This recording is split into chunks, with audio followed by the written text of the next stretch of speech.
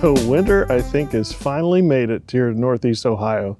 It is cold this morning, the ground is getting frozen, it's snowing, and the forecast looks like it's going to stay this way for a while.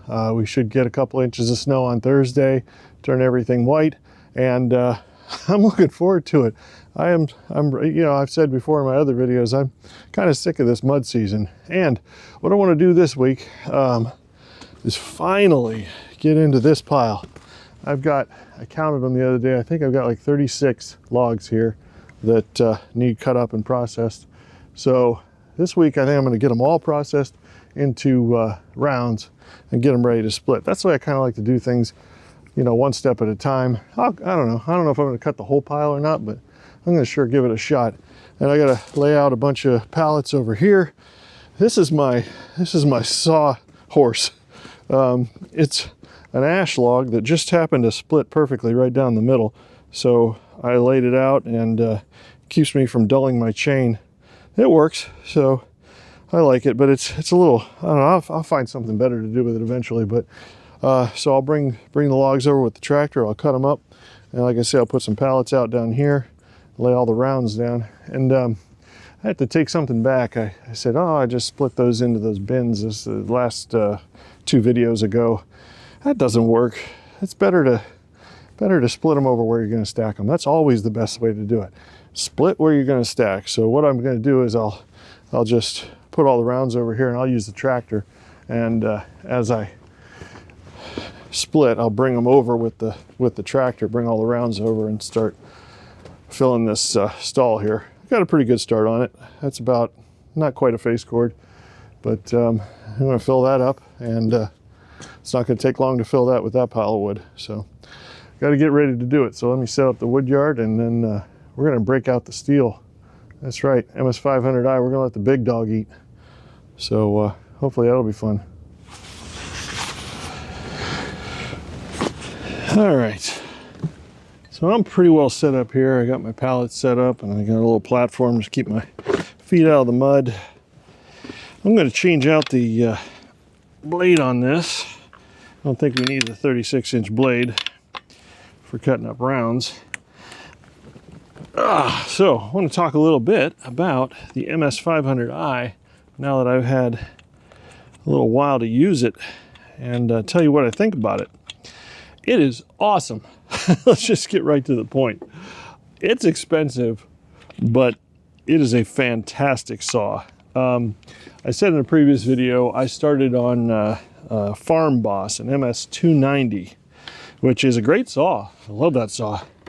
It was a great first saw, and it did what I wanted it to do, but it's a prosumer version. It's not the pro grade, and I wanted to step up to a pro saw. And like I said in the previous video, I went into the store with the idea I was going to buy an MS66. I can never remember what MS661 I think it is. It's that bigger one. Wanted to be able to cut through bigger trees, you know, and needed something that was going to handle it. But I wanted the MS500i because it was kind of, you know, the first fuel-injected chainsaw ever, really, and it was the same price. So went into the store and just kind of mentioned I wish I could get one, and he said, well, we have one. And so I bought it, and I mean, it's a lot lighter than the 661 would be, and it is, holy cow, does it scream. It is so fast and powerful. And you know, as far as an all-around chainsaw, I can put this 20-inch bar on and use it as a firewood saw, and then I can put that 36-inch bar on and cut down big trees with it. So versatility, yeah, it's got versatility, that's for sure.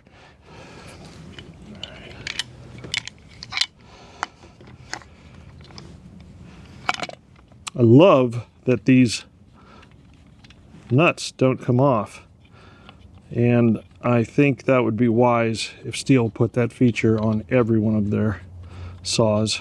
It can't be that expensive to manufacture. it would be a very good addition to every saw. So if I had to mention any drawback to this saw, it would be that it's thirsty. And guess what? It's a fuel-injected chainsaw. Of course it's thirsty. Just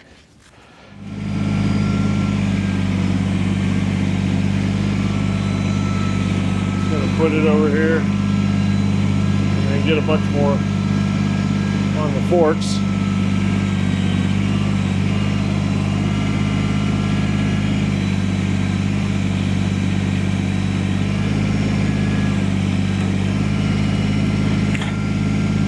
There we go. You may want to ask and say, Sam, why not just use the grapple for this? And there is a reason. I can just lay these logs up next to the sawhorse, nice and easy like this, and just roll them off as I want to cut them.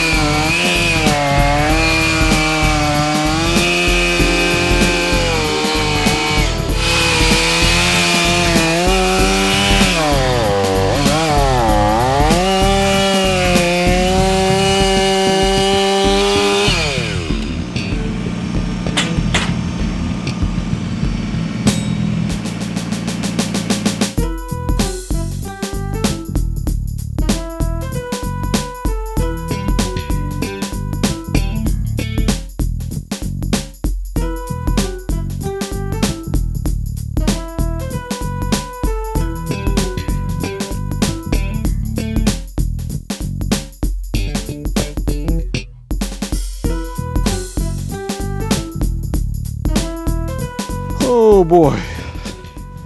Yeah. That's about enough for today. I'm beat. Remember what I always tell you. Be smart. Sometimes it's good to just stop. Go take a break, get a cup of coffee, wake up in the morning and hit it again. So that's what I'm gonna do tomorrow. Wake up in the morning and hit it again. I did get a pretty good, as Mike Morgan likes to say, jag of wood over. He's our neighbor there in Pennsylvania. I'm sure you watch him too. I like to watch him.